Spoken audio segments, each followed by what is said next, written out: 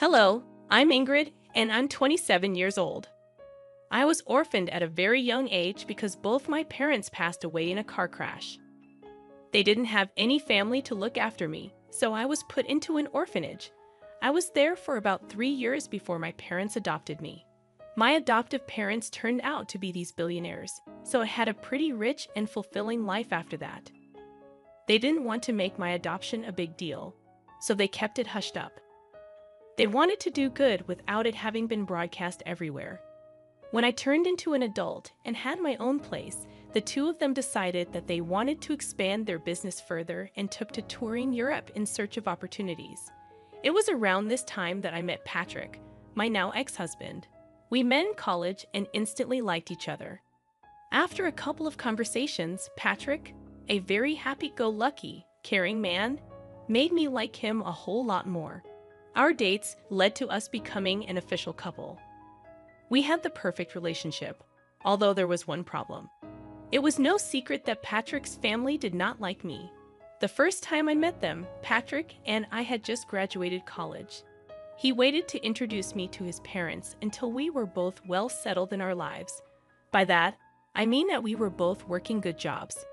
Patrick had warned me that his parents tended to be a little judgmental when it came to their children's significant others, and he wanted me to make the best impression I could. I didn't mind, but meeting the parents was nerve-wracking for me. By the time Patrick introduced me to his parents, we had been dating for a good 4 years. In those 4 years, we also got engaged, so I guess that, in itself, it was going to be a problem for his parents, considering they never even got to know me as his girlfriend. I remember freaking out about it with Patrick the day before we were supposed to meet his parents. "They're going to hate me, Patrick." "They won't, I promise you. Do you not think that they'll be shocked to find out that we're engaged?" "Well, yeah, but I don't think it will be that big of a deal." "Are you being serious right now?" "You were scared about introducing me to them because you know how judgy they are, and you think introducing me as your fiancé is not going to make them judge me even more." "Look, even if they do, will what they say really matter?" "It won't to me, but I don't know about you. You always seem so careful about them." "I promise you that it won't affect or matter to me at all, Ingrid." "All right, if you say so. But do you think maybe we should just not tell them we're engaged, and then, like a month or so later, we should tell them? Will that make you feel any better about this whole thing? Because I have no problem with either of the options. I think we should hide it just in case. I'll do anything to get on that good side. You have nothing to worry about. I'll be there with you no matter what. Thanks, sweetie." The only reason I had been freaking out so much was that whenever I suggested that Patrick tell his parents about me, he would make a whole fuss about them not going to approve of me. Now, at this point, I began to kind of understand why. You see, Patrick's family were pretty rich, and they loved to live lavishly. They wanted that for their children as well, and the only way they accepted their children dating was if they also mingled with people who were as rich or even richer than them. The way I was living back then was by no means rich according to their standards. I hadn't told Patrick about my family because I didn't see the point of it. Plus, by the time I figured out why he was so adamant about not letting me introduce myself to his parents, I felt like it was even more unnecessary for them to know just who my father was. I wanted them to like me for me and not for my money. I naively believed that they would like me that way, but oh boy was I wrong. We decided to meet Patrick's parents at a fine dining restaurant. At that time, Patrick held my hand as we walked in. I wore my engagement ring on my necklace because I wanted to keep it on me without actually drawing any attention to it. When we got to our table, his parents already looked upset. Patrick told me to expect that because they were big sticklers about time. When we had arrived exactly 2 minutes late, well, we were already off to a bad start. His parents gave me a once-over and twisted their faces into disgust. They proceeded to ignore me for a little while as they made conversation with Patrick. I will admit I felt really small in their eyes. The longer they ignored my presence, the stronger my urge grew to leave. I kept my head down for the most part until finally, Patrick drew his parents' attention towards me. "Mom, Dad, you can't just keep talking to me here." This is my wonderful girlfriend, Ingrid. Oh, hello. It's a pleasure to meet both of you. Hi, I wish I could say the same. Mom, what? I'm only speaking the truth. So, Ingrid, I heard you and Patrick met in college. Is that right? Yes, we did. We happened to share some classes together. Ah, and how did you manage to attend this college? From what I know, the tuition is pretty high, and it's a pretty hard place to get into. Dad, that is enough, Patrick. You will not speak to your father that way. He's asking a very valid question, Ingrid. Please answer him. Well, I got a full ride there. I'm super grateful I got to go there because not only did I get to learn a lot of things, but I also got to meet Patrick, which has been one of the best things that has happened to me. Of course, it's one of the best things that's happened to you. He's loaded, and you need that kind of money. At least you have some brains because your looks aren't all that good. You know what? That's enough. We're leaving. Come on, Ingrid. Patrick grabbed my hand, and we walked out. I was in shock at the way that his parents had treated me. I couldn't believe that people could be so mean so openly and to the person's face. I was in too much shock to even feel anything. The car ride back home was silent because Patrick was fuming. When we reached home, Patrick made it a point to make sure that I was doing okay. But truthfully, at the moment, I really did not know how to feel. I had dressed up nicely and made sure that I sat properly as well. I didn't order anything expensive, but somehow, without me even saying a word, Paula and Marley made their judgment about me. Patrick didn't speak to his parents for a while after that. They texted him and told him that we had been very disrespectful by walking out on them during lunch. Patrick didn't respond to that and only texted them about a month later to tell them that he had gotten engaged. His parents weren't too happy about it, but Patrick threatened them with no contact if they said or did anything against me. They offered to pay for our wedding on the condition that they got to make all the decisions regarding it. Obviously, neither Patrick nor I wanted that, so we decided to do the next best thing, elope. My parents were in Europe, and they knew about me eloping. They were just happy that I was happy. And they did send Patrick and me a gift. Patrick did raise his brows at how they sent us a pretty expensive painting as a gift. But I just brushed it off as them having enough money to spend it on that. After getting married, we next met Paula and Marley at a party that they had hosted. They invited us to celebrate their anniversary.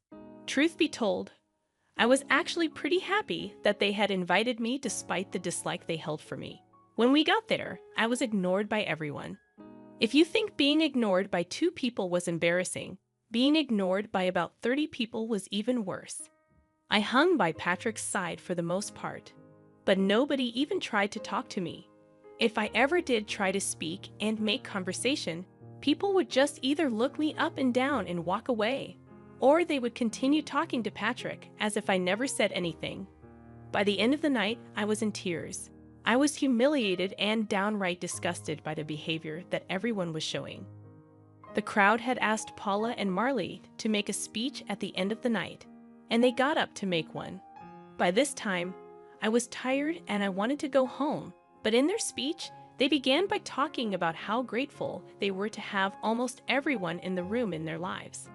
That was only the first jab that they threw at me. They kept making many more, which the guests kept laughing at. At some point, I just got up and walked out. I ordered an Uber and went back home. I cried the entire way back home and up until Patrick got back home. When he got back, he seemed upset and angry. Why did you walk out like that? Do you know how embarrassing that was for me? What? What are you talking about? Don't play dumb with me right now, Ingrid. I had to endure my parents yelling at me and a lot of the guests pitying me for being with you. Are you serious? What about how embarrassing it was for me? Oh, come on, Ingrid. You could deal with it for one night. It was my parents' anniversary, for God's sake. I was ignored by everyone, and your parents chose to make even more fun of me in their toast. How do you possibly expect me to be okay with something like that? I'm not saying what they did was right, but you could have just lived through it. I would have spoken to them about it after. What would that have done for me? I don't like being put in positions where I'm only being humiliated Everyone was laughing at me. You've never been in that position before, so it's easy for you to talk about this like it's no big deal. My parents expect an apology from you. I want one too. I'm afraid that I won't be doing that. I'll only do that if they give me one too. As for your apology, I see no reason for apologizing to you. You always stood up for me. I don't see why this is any different. This is very different because, unlike before, you humiliated my family in front of all our guests, and your parents humiliated me, your wife, in front of all their guests. Maybe my parents were right about you. You're impossible. With that, Patrick went to sleep in the guest bedroom. I couldn't understand why he had a sudden change of behavior. Was it really that bad for him after I walked out?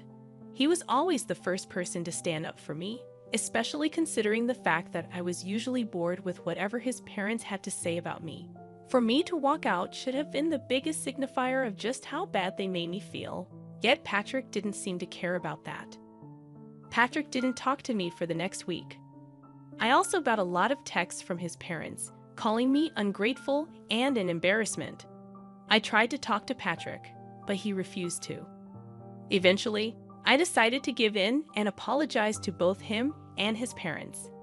Even that felt humiliating, but I was willing to go through it because I loved Patrick, and I didn't want this to be the hill I died on. Things after that only got worse for me. Patrick's parents retired and spent a lot of their time hosting family dinners.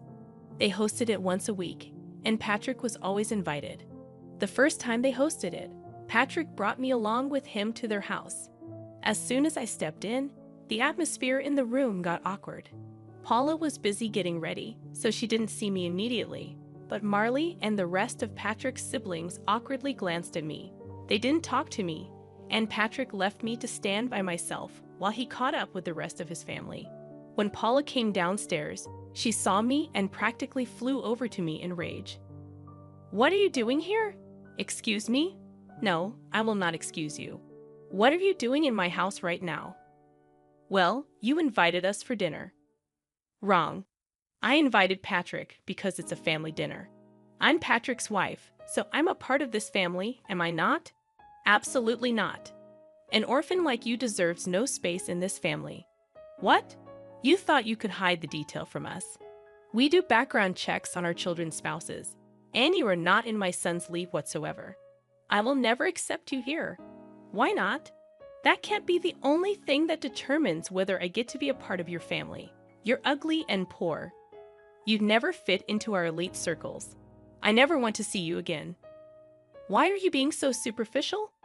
Are you scared that I'll damage your reputation just by existing? Does the fact that I bring your son happiness not satisfy you? If happiness brought in money, a lot of people would be billionaires. This is exactly why you'd never fit in with us. Or maybe I'll just never be as superficial as the rest of you because I value who a person actually is. You never even took the chance to get to know me before casting your judgments on me." "I'm glad I don't fit in with you, Ingrid. That's enough. Here's some money. Get yourself an Uber and leave." I stared at Patrick in shock as he held out the money. He shoved the money in my hands and turned back around towards his mother. She smirked at me. I felt tears spring into my eyes as I turned back around and walked out. I was once again crying in the Uber. I didn't understand why Patrick had changed so drastically. Was this his way of making up to his parents after the party?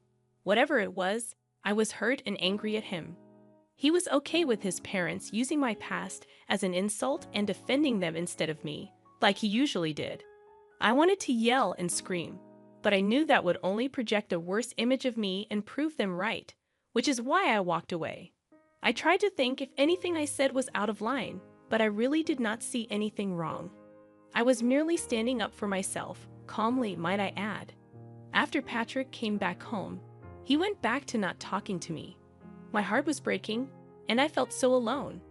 I knew that he expected another apology, but I couldn't bring myself to do it like the last time.